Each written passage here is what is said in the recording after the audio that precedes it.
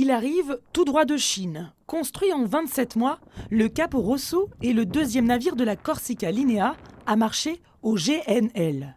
Lionel Pena, commandant de bord, a supervisé la construction en effectuant plusieurs allers-retours en Chine.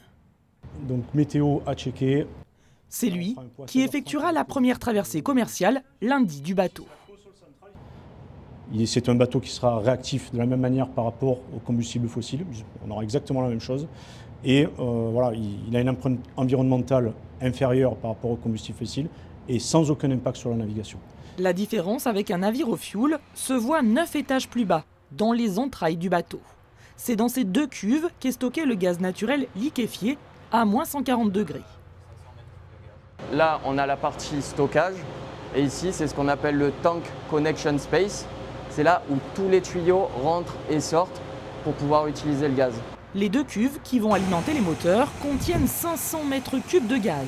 Ici, rien n'est donc laissé au hasard. Les tuyaux, ils sont doublés, il y a une double enveloppe, il y a de la détection gaz. Vu que c'est plus dangereux, on prend encore plus de normes de sécurité. Et il y a tellement d'installations pour la sécurité qu'en fait, ça devient même plus sûr que le diesel. La compagnie française n'est pas la seule à changer de cap.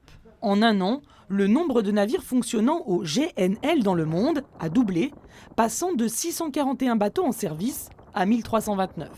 Mais avec le Capo Rosso, la Corsica Linea veut aller encore plus loin. Pour la première fois en France, il va y avoir des traversées entre la Corse et le continent, entre Marseille et Bastia, sur un navire qui sera propulsé entièrement avec du biogaz certifié, c'est-à-dire qu'au lieu de décarboner de 20 à 25% la transition environnementale, on va arriver à 90% de décarbonation, c'est-à-dire qu'on sera pratiquement sur une traversée qui sera neutre en carbone. Si pour le moment, aucune nouvelle commande de bateau GNL n'a été passée, la compagnie s'est fixée pour objectif de réduire de 40% ses émissions de gaz à effet de serre d'ici 2030.